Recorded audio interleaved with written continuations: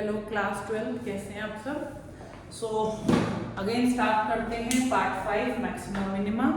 Again there is a question of a trigonometry, so let us start. So f x से सबसे पहले f dash x calculate करेंगे, cos x plus sine x हो जाएगा।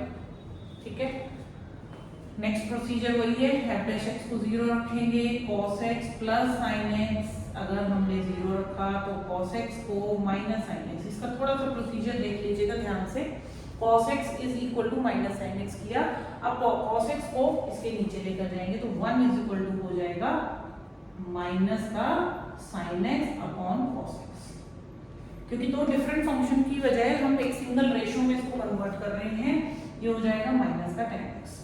तो tan x की value को हम बाय नेगेटिव में लिख लेते हैं। अब tan की वैल्यू -1 कब कब होती है, ठीक है, वही चेक करना है।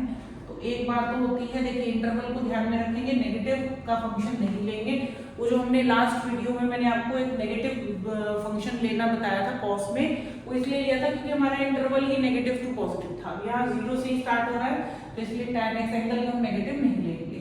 तो अगर हमारी tan x की वैल्यू -1 है तो हम लेंगे tan x is equal to minus tan pi. देखिए वैल्यू नेगेटिव आ सकती है, वो क्वाड्रेंट की वजह से है, एंगल नेगेटिव नहीं लेना है।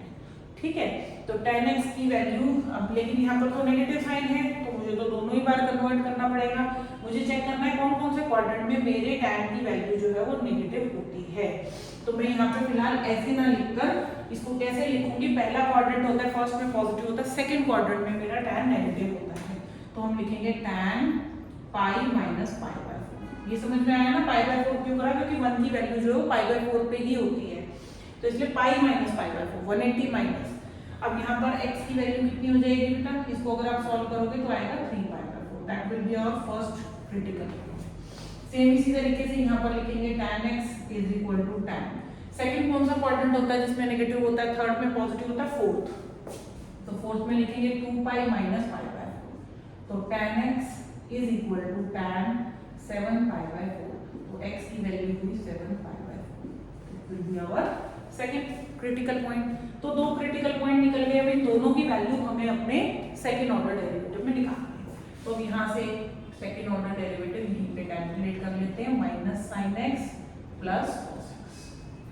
आई होप यहाँ तक क्वेश्चन क्लियर हो गया है। अब इसमें थोड़ी सी हमारी 11th क्लास की ट्रिग्नोमेट्री फिर से और थोड़ी लगेगी, वही हमको अप्लाई करनी है।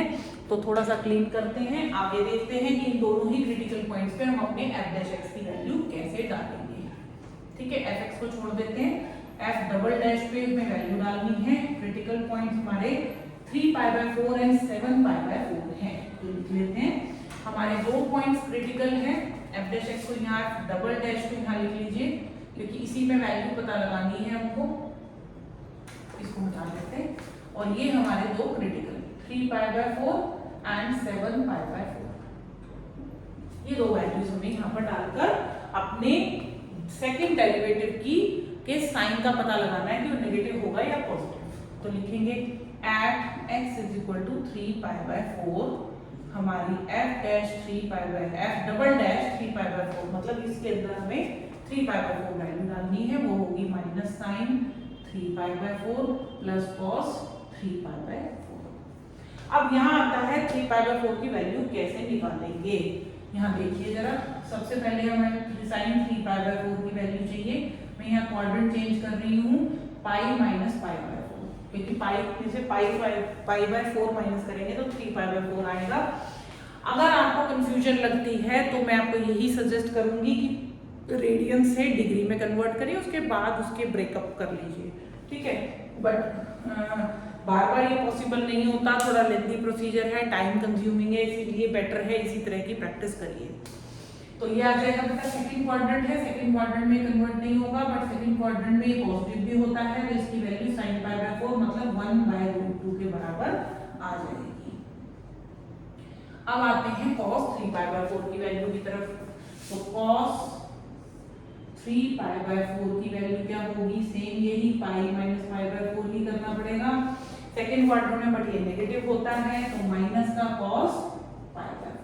ठीक है, तो ये वैल्यू नेगेटिव की आएगी। अब इसको क्या लिख सकते हैं, एलसीएम ले लीजिए, माइनस का 2 आ जाएगा, तो माइनस का √2, क्योंकि 2 को हम √2 से कैंसिल आउट कर सकते हैं। चाहो तो रेस्ट्राइट कर लेना। तो वैल्यू अगर नहीं भी जरूरत है कोई दिक्कत नहीं है, आप एज इट इज भी नेगेटिव पॉजिटिव भी पता लगाना है, ज्यादा कैलकुलेशंस करने की जरूरत नहीं है। अब इसे रब कर देते हैं क्योंकि हमें 7π/4 पे भी वैल्यूज चेक करनी है। देखिए अब क्या करेंगे, चेक करेंगे at x is equal to 7π/4, तो हमारे डबल डैश की वैल्यू होगी 7π/4 पे माइनस साइन 7π/4 प्लस कॉस 7π/4। इन दोनों की वैल्यू साइड में निकाल लेते हैं। सबसे पहले है साइन 7π/4, ठीक है, तो ये आएगा साइन 2π माइनस π/4। 2π में से इसको माइनस करेंगे तो 7π/4 आएगा।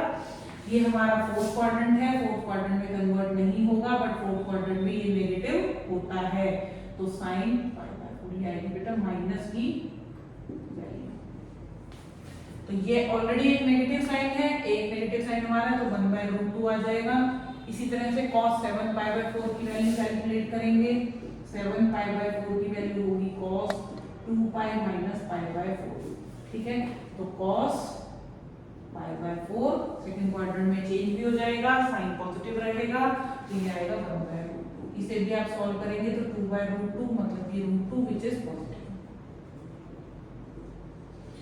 तो इसीलिए क्या कह सकते हैं हम, जहां पर हमारी f डबल डैश की वैल्यु नेगेटिव आई थी वहां क्या कहेंगे हम, इसकी हेल्प से हम क्या कहेंगे, यहाँ पर हम कहेंगे therefore x is equal to 3π/4 is the point of maximum या मैक्सिमा या लोकल मैक्सिमा, जो भी कहना चाहते हो। इसी तरह से यहाँ पर कहेंगे therefore x is equal to 7π/4 is the point of local minima. ये हो गया आपका। तो इस तरीके से अगर वैल्यूज निकालनी हो तो डेफिनेटली देखिए 3π/4 की वैल्यू यहाँ डालिएगा। सॉल्व करने का तरीका मैंने बताया था, इवन आपने निकाली भी थी, अलग से हमने साइन 3π/4 की वैल्यू निकाली थी, cos 3π/4 को बस यहाँ सब्स्टिट्यूट कर देना। ऐसी 7π/4 की भी हमने चारों वैल्यूज निकाली है अभी, उनको यहाँ पर सब्स्टिट्यूट करके आप मैक्सिमम और मिनिमम वैल्यू भी दे सकते हो, ठीक है। सो ये हमारा पार्ट 5 था, जिसमें मैंने अगेन एक ट्रिग्नोमेट्रिक क्वेश्चन पूरा डिटेल में डिस्कस किया है। प्लीज कीप प्रैक्टिसिंग एंड मेरे को प्लीज कमेंट करके जरूर बताइएगा कि आपको वीडियो कैसी लगी। Till then take care, bye, keep practising.